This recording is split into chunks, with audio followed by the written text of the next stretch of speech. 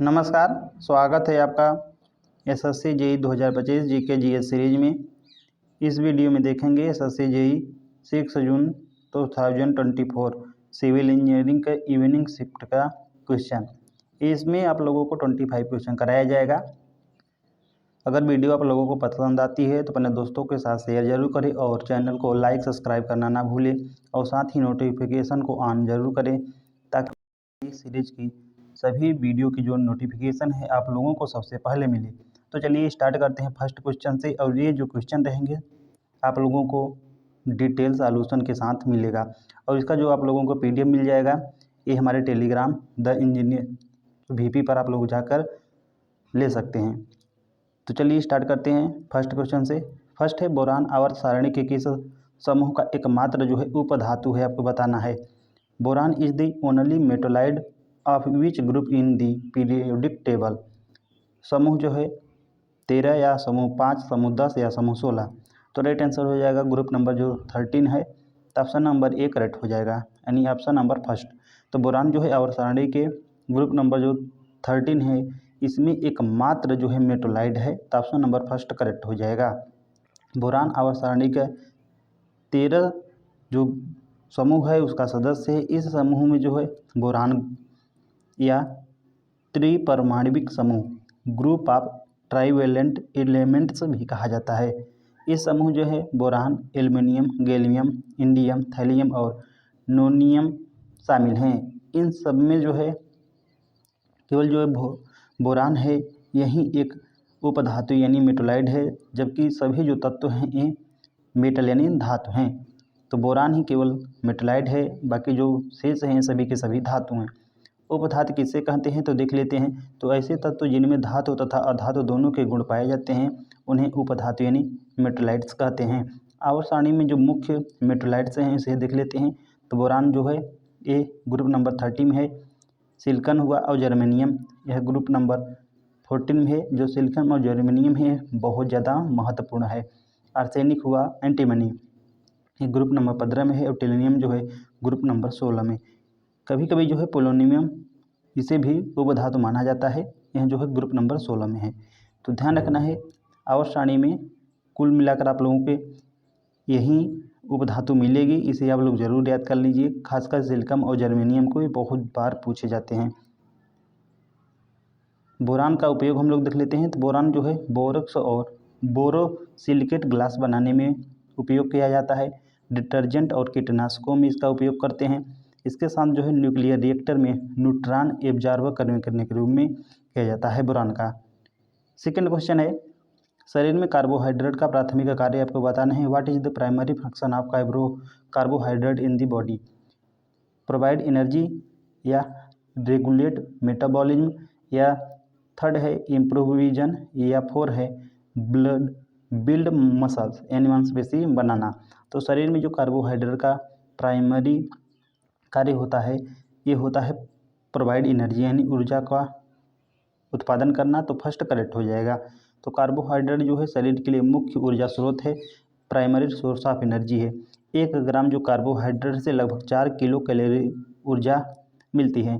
Glucose शरीर की जो है कोशिकाओं विशेषकर मस्तिष्क और लाल रक्त कोशिकाओं के लिए प्रमुख ईंधन है। कार्बोहाइड्रेट भोजन के बाद जो है रक्त में ग्लूकोज में टूट जाता है और जो है यकृत यानी लीवर तथा मांसपेशियों में जो है ग्लाइकोजन के रूप में संग्रहित हो जाता है।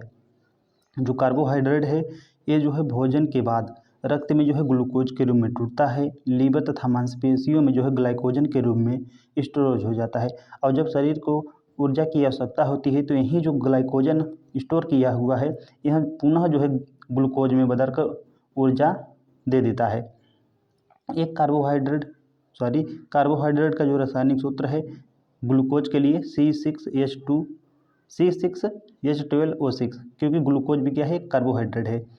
कार्बोहाइड्रेट को ऊर्जा देने वाला आहार तत्व यानी एनर्जी यील्डिंग न्यूट्रिएंट भी कहा जाता है। इसके जो मुख्य स्रोत हैं चावल, गेहूं, चावल, मक्का, गन्ना, शहद, फल आदि हैं। अन्य कार्य जो हैं देख लेते हैं कार्बोहाइड्रेट का। तो प्रोटीन को ऊर्जा के लिए टूटने से बचाना है यानी प्रोटीन स्पेयरिंग एक्शन से बचाना है। फैट के अपूर्ण ऑक्सीकरण को रोकना है। कुछ प्रकार के कार्बोहाइड्रेट जैसे कि रेशा तथा फाइबर पाचन और आंतों के स्वास्थ्य में सहायक होते हैं। WHO के अनुसार दैनिक ऊर्जा का लगभग 50 से जो 60% है यह कार्बोहाइड्रेट से ही आना चाहिए। महाराष्ट्र में जो है बुलढाणा जिले में कौन सी झील स्थित है? Which lake is located in Buldhana district of Maharashtra? Dal है, लोनार है, भीमताल है या पुष्कर है? तो स्थित है लोनार। ऑप्शन नंबर जो सेकंड है करेक्ट हो जाएगा। तो लोनार जो लेक है महाराष्ट्र के बुलढाणा जिले में स्थित है। यह झील जो है लगभग 52,000 वर्ष पहले जो है उल्कापिंड मेटोराइट के टकराने से बनी है। इसे जो है इम्पैक्ट क्रेटर लेक भी कहा जाता है। यह जो है दुनिया के कुछ चुनिंदा सोडालिक्स में से एक है। झील का जो व्यास है लगभग 1.1 किलोमीटर है और गहराई लगभग 150 मीटर है। 2020 में इस झील का जो पानी है यह पिंक हो गया था, जो सूक्ष्म जीवों और एलगी की वृद्धि के कारण हुआ था। लोनार लेक जो है भारत की एकमात्र क्रेटर झील है जो उल्कापिंड से बनी हुई है। इसे जो है राष्ट्रकूट वंश के प्राचीन शिलालेखों और लोक कथाओं में भी उल्लेख किया गया है। यूनेस्को ने जो है 2020 में लोनार झील को रामसर वेटलैंड जो साइट है इसे घोषित किया गया है। अन्य झील देख लेते हैं। तो डल झील यह श्रीनगर जम्मू कश्मीर में स्थित है। जो भीमताल है यह जो है नैनीताल में स्थित है उत्तराखंड में। पुष्कर जो लेक है यह अजमेर राजस्थान में स्थित है। जो लोनार झील का पानी है एल्कलाइन तथा सेलाइन दोनों होता है। नेक्स्ट क्वेश्चन है विटामिन B1 के किस नाम से जाना जाता है? विटामिन जो B1 है, vitamin B1 is known by which name? Riboflavin, niacin, pantothenic acid, pantothenic acid या थायमिन? तो राइट आंसर हो जाएगा थायमिन। ऑप्शन नंबर 4 करेक्ट हो जाएगा। तो विटामिन B1 का जो है इसे थायमिन के नाम से जाना जाता है। यह जो है घुलनशील किस्में है, वाटर सॉल्युबल विटामिन है। तो जो विटामिन B हुआ और C, जो विटामिन B कॉम्प्लेक्स है और विटामिन जो C है यह जो है वाटर सॉल्युबल विटामिन होते हैं। थायमिन शरीर में कार्बोहाइड्रेट को ऊर्जा में बदलने में जो है महत्वपूर्ण भूमिका निभाता है। यह जो है तंत्रिका तंत्र यानी नर्वस सिस्टम और मांसपेशी के सुचारू कार्य के लिए भी आवश्यक है। इसकी जो कमी से होता है बेरी नामक रोग। विटामिन B1 का जो रासायनिक नाम है थायमिन है, सभी जानते हैं। कमी से बेरी रोग होता है। इसके जो स्रोत हैं अनाज, साबुत अनाज, दालें, मूंगफली, सूअर का मांस और दूध है। जो विटामिन B2 है इसका रासायनिक सूत्र होता है राइबोफ्लाविन। इसकी कमी से जो है एरिबोफ्लेविनोसिस यानी त्वचा और आंखों की समस्या होती है। इसके जो स्रोत हैं दूध, हरी सब्जियां और अंडे। जबकि जो विटामिन C है इसे नियासिन कहते हैं। इसके कमी से पेलेग्रा नामक रोग होता है। इसके स्रोत कौन से हैं? मांस, अनाज और मूंगफली। विटामिन जो B5 है इसे कहते हैं पेंटोथेनिक एसिड। इसकी कमी से जो है बहुत दुर्बल शरीर हो जाते हैं, यानी थकान और सिरदर्द होने लगता है। इसका जो स्रोत है अंडा, दूध, हरी सब्जियां हैं। नेक्स्ट क्वेश्चन है निम्नलिखित में से कौन सा कथन सत्य है आपको बताना है। फर्स्ट है स्वतंत्रता के बाद भारत की लगभग 2/3 आबादी साक्षर है 2011 के सेंसस के अकॉर्डिंग। तो बिल्कुल है। तो फर्स्ट तो सत्य है।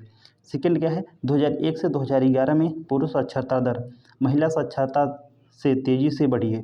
तो जो 2001 से 2011 में पुरुष साक्षरता दर जो है महिला साक्षरता दर से तेज़ी से नहीं बढ़ी है, बल्कि महिला की साक्षरता पुरुष की अपेक्षा ज़्यादा बढ़ी है। तो ये तो गलत हो जाएगा, निरांग।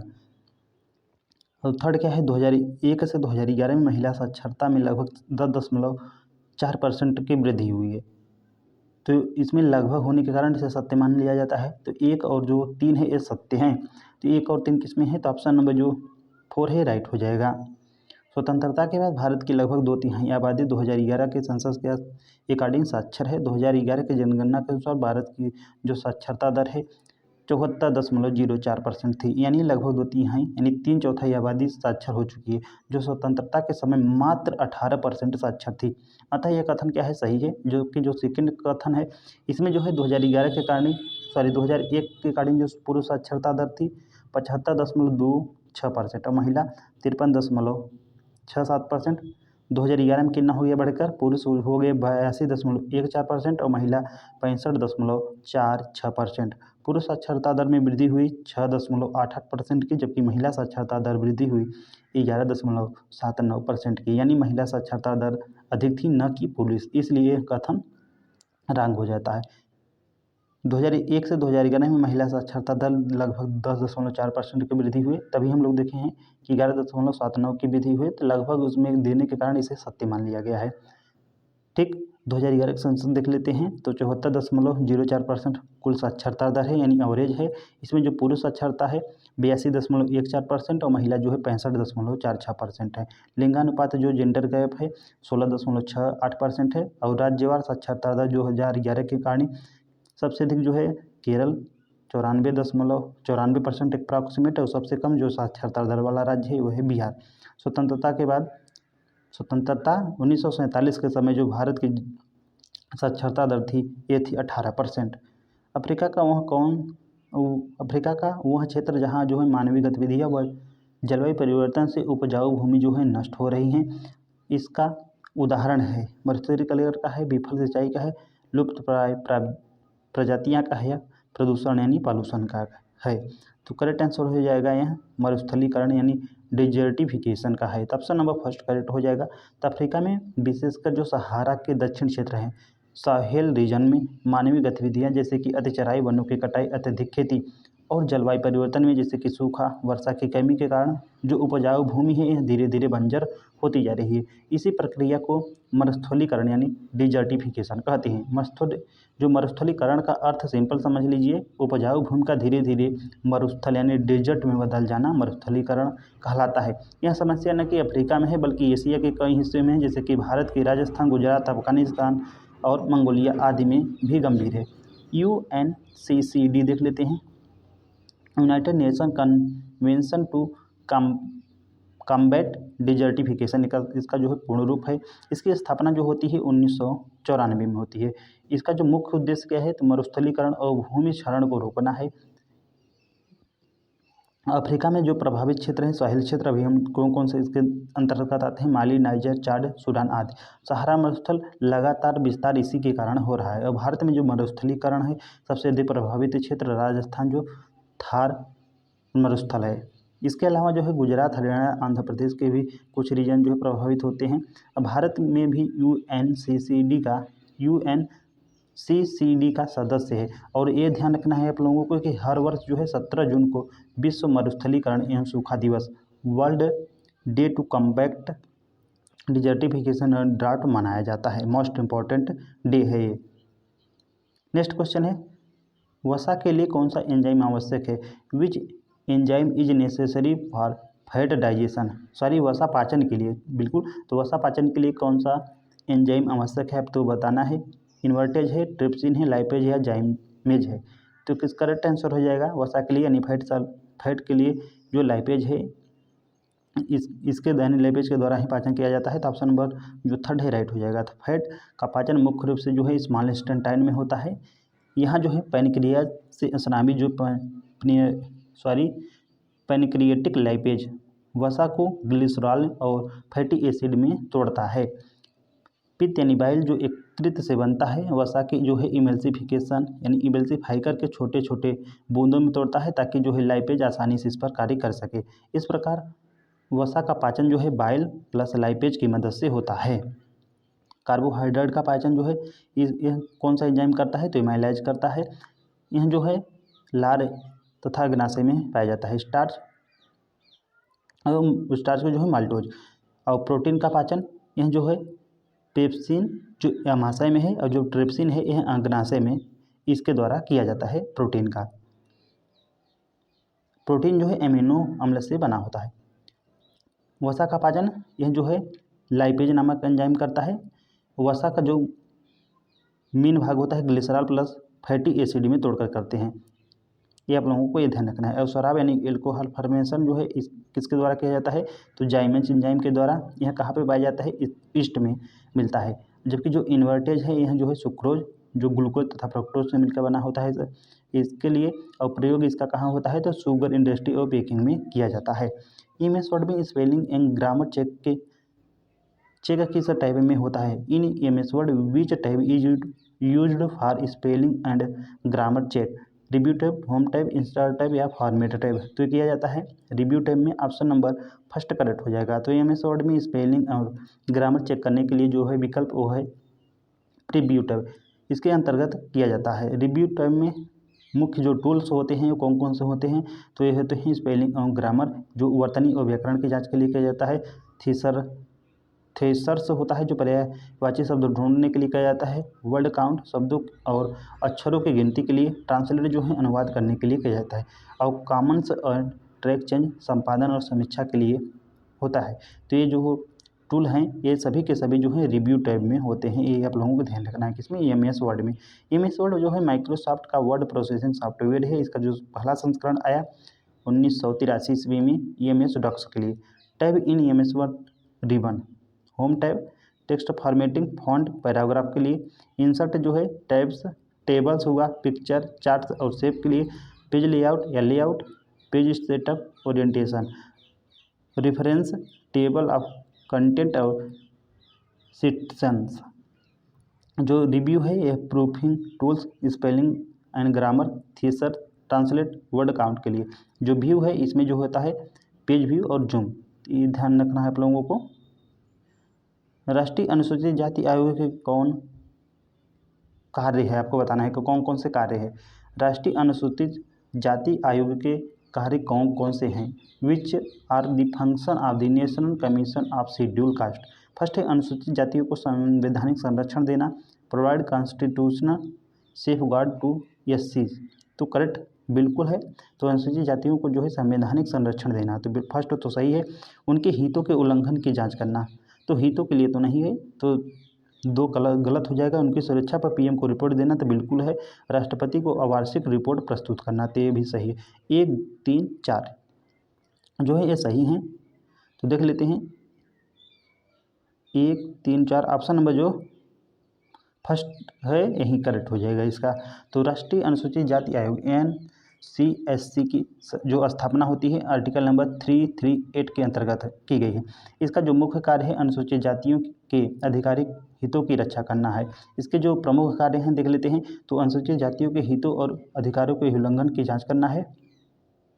अनुसूचित जातियों के लिए उपलब्ध संवैधानिक व विविध प्रावधानों से भी सेफगार्ड का पालन करना सुनिश्चित है। सरकार को विभिन्न नीतियों और योजनाओं को कार्यान्वयन पर सलाह देना है। उनकी सुरक्षा और प्रगति पर रिपोर्ट तैयार कर राष्ट्रपति को सौंपना है। इसके साथ जो है जब पाँचवां का है जब राष्ट्रपति कहें तो किसी विशेष मामले पर जांच और रिपोर्ट प्रस्तुत करना है और राष्ट्रपति को वार्षिक जो है रिपोर्ट देना है। इसका प्रमुख कार्य है। इसके अलावा जो है संविधान हम लोग देख लिए हैं कि आर्टिकल नंबर 338 में है। प्रारंभिक स्थापना होती है 1978 में। मंडल आयोग जैसी सिफारिशों के बाद विशेष आयोग बने। संवैधानिक दर्जा जो है 65वां जो संविधान संशोधन है 1990 में दिया गया। NCSC एंड NCST अलग हुए। 89वें संविधान संशोधन 2003 से। अनुसूचित जातियों के लिए NCSC है और अनुसूचित जनजातियों के लिए NCST है। ध्यान रखना है आप लोगों को।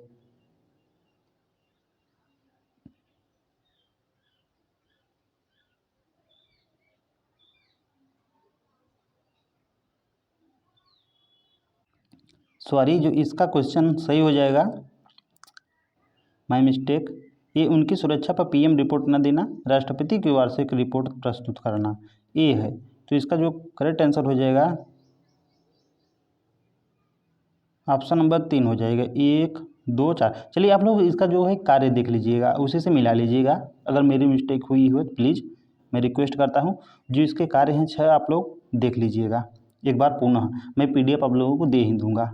चलिए नेक्स्ट क्वेश्चन देख लेते हैं।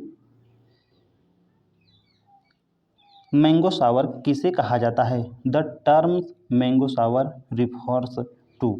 आपको बताना है कि मैंगो सावर किसे कहते हैं। मानसूनी की बौछारें हैं या मानसून पूर्व की बौछारें हैं, सर्दियों की बौछारें हैं, मानसून के बाद की बौछारें हैं। तो ये जो है मानसून पूर्व की बौछारें यानी प्री मानसून शॉवर्स को मैंगो सावर कहते हैं। तो इसका जो करेक्ट आंसर हो जाएगा ऑप्शन नंबर 2। मैंगो सावर शब्द का जो प्रयोग है दक्षिण भारत विशेषकर जो केरल और कर्नाटक राज्य है यहाँ पे होता है।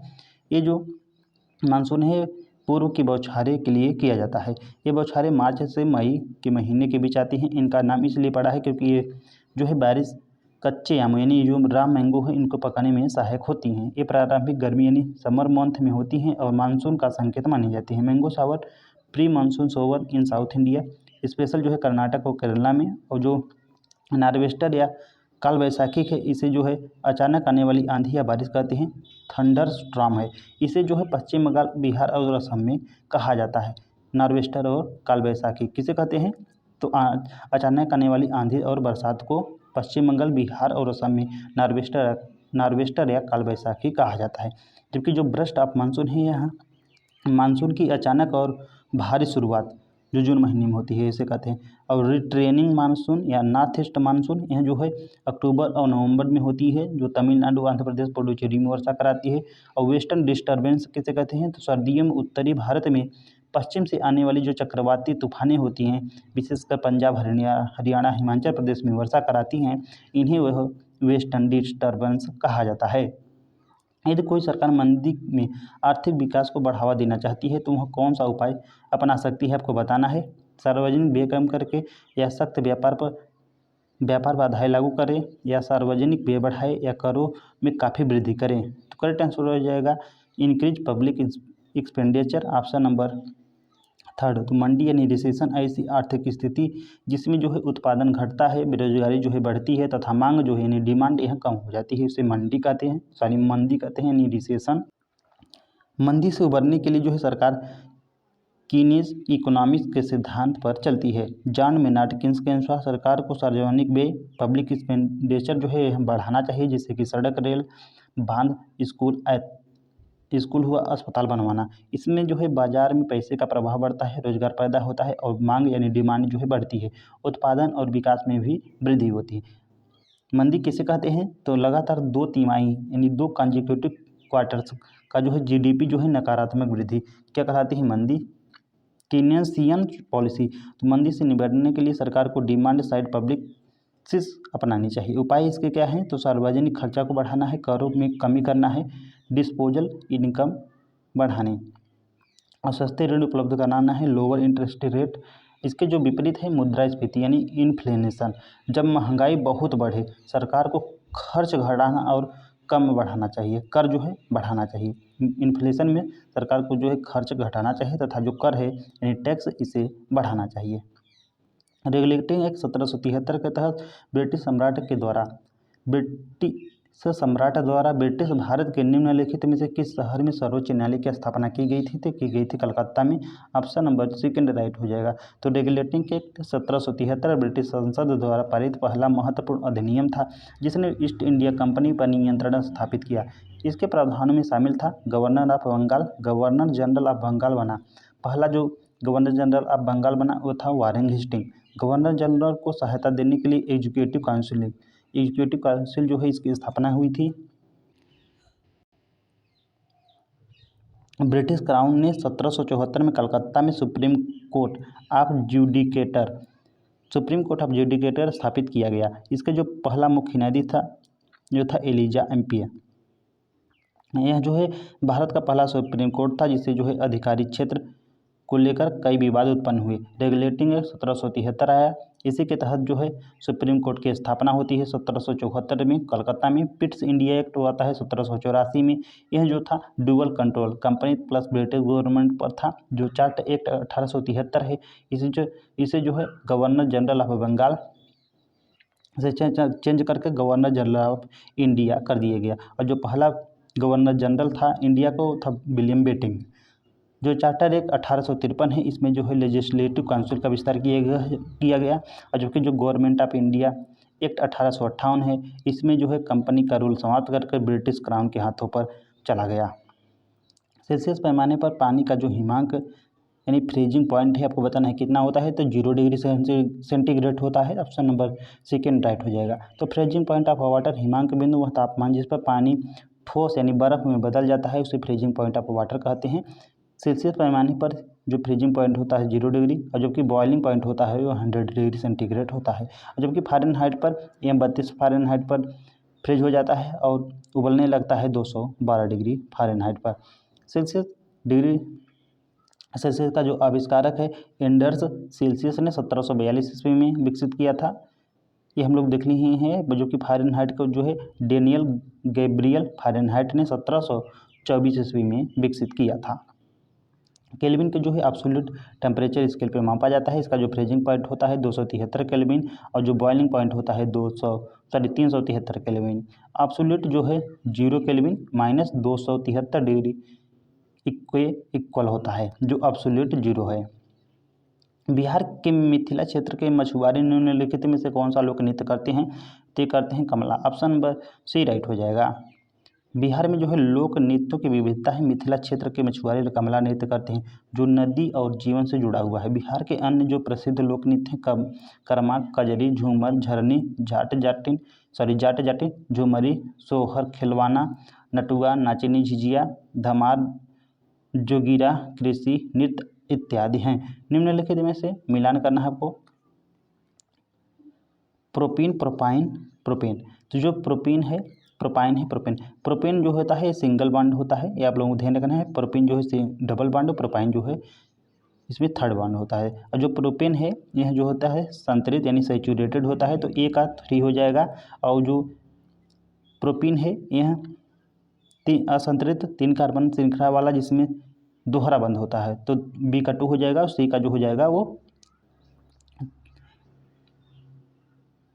बी का 1 हो जाएगा, जो सी का 2 हो जाएगा। तो ए का 3, ठीक, ए का 3 बल्कि इसमें भी है थर्ड में, तो ए का 3 हो जाएगा। प्रोपाइन है यानी बी का तीसरा बंध यानी 2 हो जाएगा, बी का 2 यानी ए का 3, बी का 2 और सी का 1। ऑप्शन नंबर जो थर्ड है राइट हो जाएगा।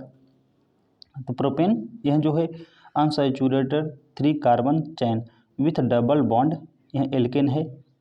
प्रोपेन जो है unsaturated 3 carbon chain with triple bond, alkane है। एल्काइन है, ए एल्कीन है, ए एल्काइन है। और जबकि जो प्रोपेन है यह सैचुरेटेड 3 कार्बन वाले जो चैन है 3 चैन एल्केन है। प्रोपेन का जो सूत्र है CH3H8 है। एल्केन केवल सिंगल बॉन्ड्स यानी संतृप्त होते हैं। प्रोपेन जो C3H6 एल्केन एक डबल बॉन्ड, इसमें जो है कार्बन और कार्बन के प्रति जो है डबल बॉन्ड होता है और ये जो है अनसैचुरेटेड होते हैं। जबकि जो प्रोपाइन है इसका जो सूत्र होता है C3H4 एल्काइन समूह का है, इसमें जो है ट्रिपल बॉन्ड होता है, ये जो है अनसैचुरेटेड यानी असंतृप्त होता है। जो एल्केन का फार्मूला है देख लीजिए आप, CnH2n+2, यह सिंगल बॉन्ड होता है। इस जो एल्केन है इसमें जो है एन आता है अंत में। इसी प्रकार एल्कीन इसका जो फार्मूला होता है CnH2n, यह डबल बॉन्ड होता है, इसके अंत में जो होता है ENE होता है।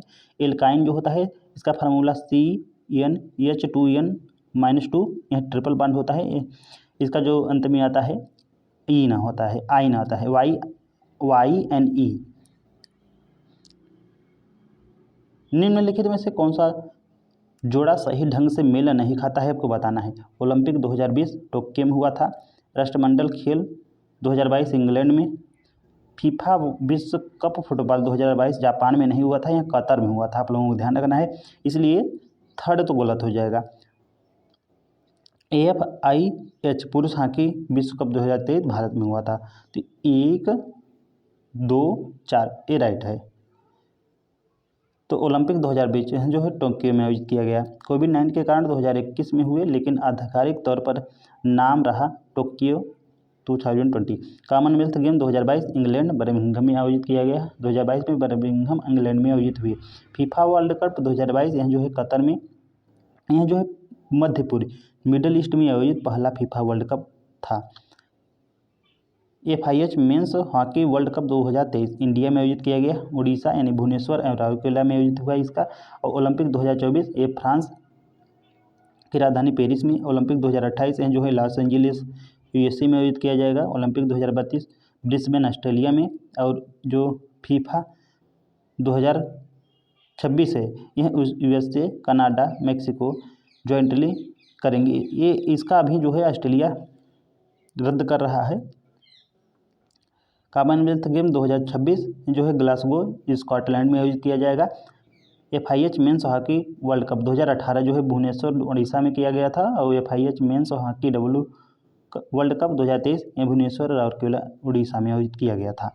चलिए नेक्स्ट क्वेश्चन देख लेते हैं। भूस्खलन को कम करने के लिए निम्नलिखित में से कदम उठाए जाते हैं, कौन से कदम उठाए जाते हैं आपको बताना है। फर्स्ट है भूस्खलन प्रवण क्षेत्र में बस्तियों से बचाना, यानी avoid settlement in landslide prone area. तो बिल्कुल ये तो करेक्ट हो जाएगा। अनावश्यक पेड़ों और वनस्पतियों की कटाई नहीं भाई, कटाई से तो और ज़्यादा होगा, ये उपाय नहीं है। तो बी तो राइट हो नहीं होगा, रंग हो जाएगा। मजबूत दीवारों बनाने, कंस्ट्रक्टिंग रिटेनिंग वाल, बिल्कुल। और जल निकासी प्रणाली का निर्माण न करना, एवॉइड ड्रेनेज कंस्ट्रक्शन, तो ये भी नहीं।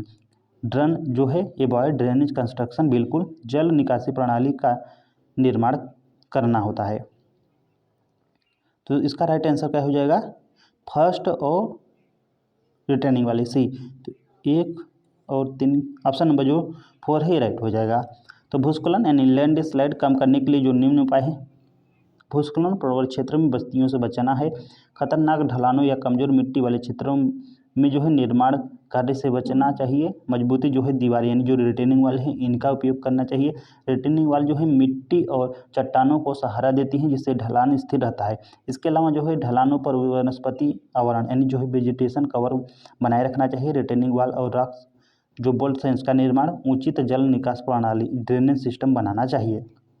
अनियंत्रित खनन और सड़क निर्माण से बचना चाहिए। रिस्क जोनेशन मैपिंग और अर्ली वार्निंग सिस्टम को अपनाना चाहिए। तंत्रिका कोशिकाओं के कोशिका द्रव्य में बिखरी हुई बेसोफिलिक न्यूक्लियो प्रोटीन कणिकाएं जो प्रोटीन संश्लेषण में मदद करती हैं, यह आपको बताना है कि क्या कहलाती हैं। निसल्स बॉडीज कहलाती हैं या पोर्शन सब यूनिट कहलाती हैं, ऑक्सीसोम कहलाती हैं या गोल्जी बॉडी कहलाती हैं। तो ये कहलाती हैं Nissl's body, option number A right हो जाएगा। निसल्स बॉडी या निसल्स ग्रेनुलस, ये जो है ribose plus rough endoplasmic reticulum RER से बने बेसोफिल्स ग्रेनुल्स होते हैं। तंत्रिका कोशिका यानी न्यूरॉन तथा साइटोप्लाज्म प्रोकैरियोटिक डेंड्राइट्स में पाए जाते हैं, परंतु जो है एक्सोन में नहीं होते हैं। इनका जो मुख्य कार्य है प्रोटीन सिंथेसिस करना ताकि न्यूरॉन की ग्रोथ और रिपेयर हो सके। ऑक्सीसोम क्या है, तो माइटोकॉन्ड्रिया के इनर मेम्ब्रेन पर पाए जाते हैं और ये इनका जो कार्य है एटीपी सिंथेसिस पार्टिकल जो एक्सोसोम है यह जो है माइटोकॉन्ड्रिया की इनर मेम्ब्रेन में पाए जाते हैं और ये जो है एटीपी सिंथेसिस पार्टिकल होते हैं। गोल्जी जो बॉडी है ये जो है सिक्रेटरी वेसल्स बनाता है और प्रोटीन का जो है पैकेजिंग और मॉडिफिकेशन करता है। लेकिन जो है न्यूरॉन्स में निसल्स बॉडी की तरह से स्कैटरिंग बेसोफिल्स ग्रेनुलर्स नहीं होते हैं, जबकि जो न्यूरॉन्स के पार्ट सेल बॉडी, सोमा और डेंड्राइटिक्स और एक्सॉन है। निसल्स बॉडी जो है प्रोटीन सिंथेसिस के लिए उपयोग किया जाता करते हैं। जो निसल्स बॉडी हैं प्रोटीन सिंथेसिस के लिए होते हैं। मेलानिन सेल्स क्या है, तो इंसुलेशन और स्पीड बढ़ाने के लिए, और नोड्स ऑफ रेनवियर ये है सेलेटोरी कंडक्शन यानी इम्पल्स जम्प्स को करने के लिए। लास्ट को सॉरी भी 19 क्वेश्चन है। इंटरनेट एक्सचेंज के संदर्भ में वाईफाई का पूर्ण रूप आपको बताना है क्या है। In the context of internet access the full form of the WiFi is, ये क्या है, वायर फाइडेलिटी है या वायरलेस फाइडेलिटी है या वाइड बैंड फाइबर है या वेब इंटरफेस है। तो करेक्ट आंसर हो जाएगा wireless fidelity, option number second. Wifi का जो पूर्ण रूप होता है तो वायरलेस फाइडेलिटी होता है। यह एक वायरलेस नेटवर्किंग टेक्नोलॉजी है जो रेडियो वेव्स का उपयोग करके हाई स्पीड इंटरनेट और नेटवर्किंग कनेक्शन का उपलब्ध कराती है। तो ध्यान रखना है किस वेव का उपयोग करती है वाईफाई में, तो रेडियो वेव का। ये इसका एक स्टैंडर्ड देख लीजिए कि EEE 802.11 स्टैंडर्ड पर आधारित है। वाईफाई अलायंस एवं संगठन जिससे जो है वाईफाई टर्म और पॉपुलर किया गया है। इसकी जो अधिकतम रेंज होती है 30 से 100 मीटर, इंडोर और आउटडोर पर भी यह निर्भर करता है। वाईफाई में प्रयोग होने वाली फ्रीक्वेंसी बैंड्स 2.4 गीगाहर्ट्ज बैंड लंबी रेंज और धीमी स्पीड होती है, जबकि जो 5 गीगा बैंड होती है छोटी रेंज और तेज स्पीड होती है। अब नया क्या गया है 6 गीगा हर्ट्ज होता है। यह वाईफाई 6E भी प्रचलन में है।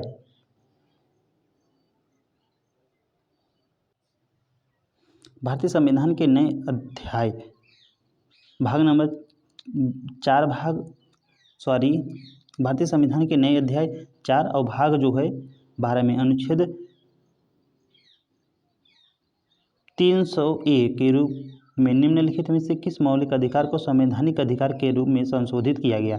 Under article 300A part number 12 chapter 4 of the constitution of India which fundamental right was modified as a constitutional right. First है culture and education right, right to freedom of religion, या right against exploitation, या right to property. तो right answer हो जाएगा right to property यानी संपत्ति का अधिकार। तो ऑप्शन नंबर 4 करेक्ट हो जाएगा। तो प्रारंभिक संविधान 1950 में जो संपत्ति का अधिकार राइट टू प्रॉपर्टी है इसे जो है एक मौलिक अधिकार माना जाता था, लेकिन जो अनुच्छेद 1F और 31 के अंतर्गत यह था, लेकिन 44वें संविधान संशोधन 1978 में जो किया गया इसके द्वारा जो है इसे फंडामेंटल राइट से हटाकर अनुच्छेद 300A में डाल दिया गया भाग नंबर 12 में और अध्याय 4 में। यह जो है कॉन्स्टिट्यूशनल राइट कानूनी संवैधानिक अधिकार बन गया। नागरिक संपत्ति का स्वामी हो सकता है, लेकिन जो है राज्य स्टेट यानी सार्वजनिक प्रयोजन पब्लिक पर्पज के लिए जो है उचित मुआवजे के साथ जो है संपत्ति को एक्वायर कर सकता है। मूल मौलिक अधिकार ओरिजिनल फंडामेंटल राइट्स कितने थे? तो 7 थे। कौन कौन से थे? तो समानता का अधिकार right to equality, sorry first है, हाँ बिल्कुल समानता का अधिकार राइट टू इक्वलिटी, यह जो है 14 से 18 तक जो आर्टिकल है इसमें है। जबकि जो स्वतंत्रता का अधिकार राइट टू फ्रीडम यह जो है 19 से 22 तक है। शोषण के विरुद्ध अधिकार राइट अगेंस्ट एक्सप्लोटेशन यह आर्टिकल 23 से 24 है। और धर्म की स्वतंत्रता का अधिकार right to freedom to religion इसमें जो है आर्टिकल 25 से 28 तक बात की गई है। सांस्कृतिक और शैक्षिक अधिकार cultural and education right article number 29-30 में दिया गया है। संवैधानिक उपचार का अधिकार राइट टू कॉन्स्टिट्यूशन रेमेडीज ये आर्टिकल नंबर 32। संपत्ति का अधिकार राइट टू प्रॉपर्टी इसे जो है अब रिमूव कर दिया गया है। कब? 1978 में। अब इस 1978 के बाद इसे जो है रिमूव करने के बाद अब जो फंडामेंटल राइट बची हैं हमारे पास यानी जो कितने में हो गए हैं? तो 6 हो गए हैं। जो है संपत्ति का अधिकार जो है हटा दिया गया है। नेक्स्ट है चाडलाहो एक नृत्य त्यौहार है जो मुख्य रूप से मेघालय के निम्नलिखित जनजातियों में से किसके द्वारा मनाया जाता है? आपको बताना है। खासी द्वारा, गौर द्वारा, या होजांग या जयंतिया के द्वारा। तो मनाया जाता है खासी के द्वारा। ऑप्शन नंबर ए राइट हो जाएगा। तो चाडलाहो मेघालय का एक प्रसिद्ध नृत्य त्यौहार है जिसे मुख्य रूप से खासी जनजाति के द्वारा मनाया जाता है। इस नृत्य में जो है लड़के और लड़की पारंपरिक पोशाक पहनकर गीतों और संगीत की ताल पर नृत्य करते हैं। मेघालय की अन्य जो प्रमुख जनजातियां हैं खासो, गारो और जयंतियां हैं। यदि हम जानते हैं कि कोई वस्तु 5 सेकंड में 100 बार दोलन करती है तो उसकी जो है फ्रीक्वेंसी यानी आवृत्ति आपको बताना है कि क्या होगी। तो देख लेते हैं इसका हम लोग सॉल्यूशन। तो फ्रीक्वेंसी जो होती है ये होती है कुल दोलनों की संख्या यानी नंबर ऑफ दोलन अपान जो है टाइम। तो यहाँ जो है नंबर ऑफ दोलन कितना दिया है? 100।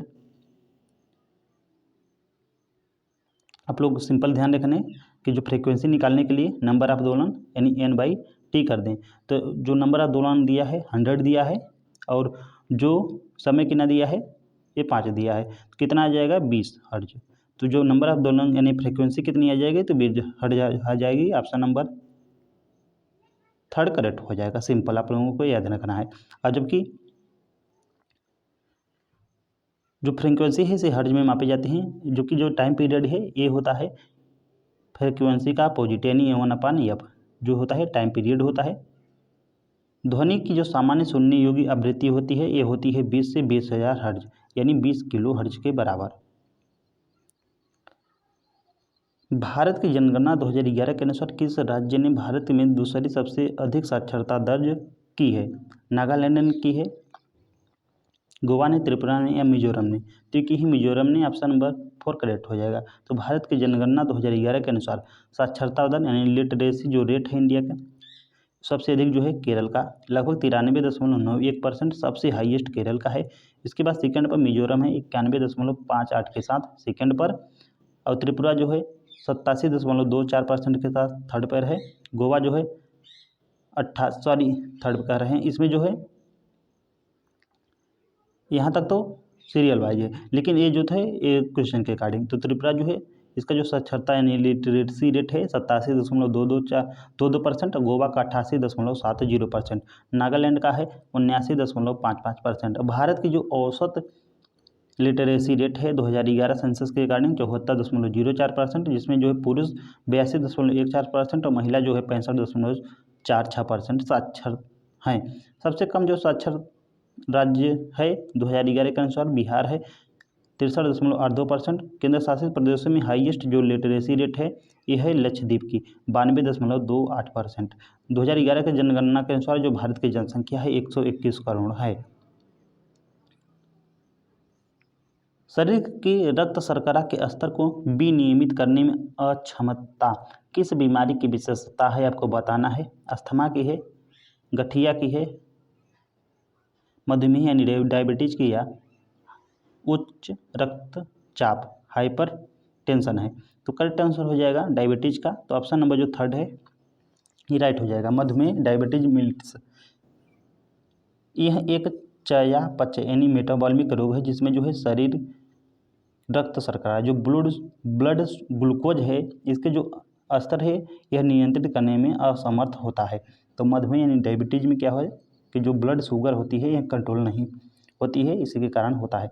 इसका जो मुख्य लक्षण या मुख्य कारण क्या है तो इंसुलिन की कमी है टाइप 1 डायबिटीज के लिए, और इंसुलिन प्रतिरोध रेजिस्टेंस यानी शरीर की कोशिकाएं इंसुलिन को सही तरह से उपयोग नहीं करती हैं।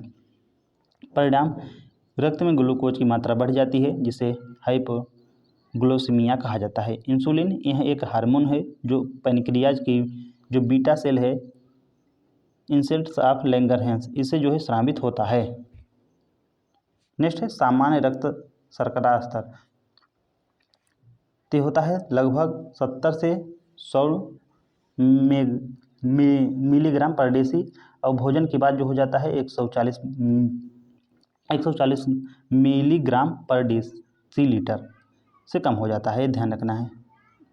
फास्टिंग के लिए कब रहता है 70 से 100 मिलीग्राम पर डेसीलीटर, और भोजन के बाद जो हो जाता है 140 मिलीग्राम पर डेसीलीटर से कम हो जाता है। अन्य रोग जो है अस्थमा जैसे कि यह जो है रिस्पिरेटरी डिसीज होता है, श्वसन से संबंधित है। जो गठिया है यह जो है जोड़ों में सूजन हो जाता है इसका कारण, और जो उच्च रक्तचाप हाइपर जो टेंशन है यह रक्तचाप का असामान्य बढ़ जाने से होता है। नेक्स्ट है यानी ये लास्ट क्वेश्चन है, 25 क्वेश्चन आप लोगों को करा दिया गया है। और अगर मैं आप लोगों से रिक्वेस्ट कर रहा हूं कि अगर कुछ भी गलती हो तो आप लोग कमेंट बॉक्स में ज़रूर बताया करिए, उसे मैं आप लोगों को सुधार करने की कोशिश करूंगा। क्योंकि भाई मैं भी इंसान हूं, गलती हो जाती है। अगर बोलने में गलती हो गई हो तो वो भी बता दीजिए, या तो लिखने या टाइप करने में गलती हो जाती है, किसी से भी हो सकती है। तो चलिए लास्ट क्वेश्चन देख लेते हैं। महात्मा गांधी ने करो या मरो का नारा डैश के दौरान दिया था, आपको बताना है। असहयोग आंदोलन के दौरान, भारत छोड़ो आंदोलन के दौरान, या खेड़ा सत्याग्रह, या चंपारण सत्याग्रह के दौरान। तो दिया था भारत छोड़ो आंदोलन के दौरान, ऑप्शन नंबर 2 राइट हो जाएगा। महात्मा गांधी ने 8 अगस्त 1942 को मुंबई के ग्वालियर टैंक मैदान, अब अगस्त क्रांति मैदान के नाम से जाना जाता है, भारत छोड़ो आंदोलन क्विट इंडिया मूवमेंट की घोषणा की थी। इसी समय जो है उन्होंने नारा दिया करो या मरो, डू और डाई का। इस आंदोलन का जो मुख्य उद्देश्य था ब्रिटिश शासन को तुरंत भारत छोड़ने पर मजबूर करना। गांधी जी ने कहा था कि हम इस बार स्वतंत्रता या तो लेकर रहेंगे या फिर इस प्रयास में प्राण न्यौछावर कर देंगे। यह आंदोलन भारतीय स्वतंत्रता संग्राम का निर्णायक चरण रहा। आंदोलन के तुरंत बाद गांधी जी और अन्य बड़े नेताओं को गिरफ्तार कर लिया गया, लेकिन पूरे देश में इनका प्रभाव बहुत व्यापक हुआ। जबकि जो असहयोग आंदोलन है ये 1920 से 1922 ईस्वी तक था, non cooperation movement. Gandhi ji ने इस आंदोलन की शुरुआत असहयोग और स्वदेशी के आधार पर की थी, लेकिन यह आंदोलन चौरी चौरा कांड 1922 ईस्वी में जो घटित हुई थी, इसके बाद जो है गांधी जी ने इस आंदोलन को स्थगित कर दिया। इस दौरान के टाइप में हो गया है खेड़ा सत्याग्रह। जो खेड़ा सत्याग्रह है 1918 में गुजरात ने खेड़ा जिले में फसल खराब होने पर किसानों से कर माफ़ी की मांग हेतु गांधी जी ने किसानों के साथ सत्याग्रह किया और कर माफ़ी दिलाई, लेकिन यह करो या मरो का नारा इससे जुड़ा नहीं हुआ है। चंपारण जो है 1917 में गांधी जी का यहाँ जो है पहला सत्याग्रह आंदोलन था। बिहार के चंपारण में नील की खेती करने वाले किसानों की समस्या को लेकर यहाँ जो है आंदोलन किया गया था। तो गाइस लगभग 45 मिनट का वीडियो जो है रिकॉर्ड कर दिया गया है। और अगर वीडियो आप लोगों को पसंद आती है या कुछ कमी रहती है तो आप लोग प्लीज़ सजेशन दीजिए, मैं उसे इम्प्रूव करने की कोशिश करूँगा। आप लोगों से एक बार रिक्वेस्ट है कि पूरी वीडियो ज़रूर देखें और आप लोग भरोसा करिए हमारे ऊपर। अगर भरोसा नहीं करेंगे भाई तो हम क्या करें, क्योंकि कंटेंट आप लोगों को सॉलिड मिलेगा। आप लोग केवल रिवाइज करिए, फॉलो करिए इस चैनल को, सब्सक्राइब मतलब करिए, अपने दोस्तों के साथ शेयर करिए। जल्दी ग्रो करते हैं, मिलते हैं नेक्स्ट वीडियो में।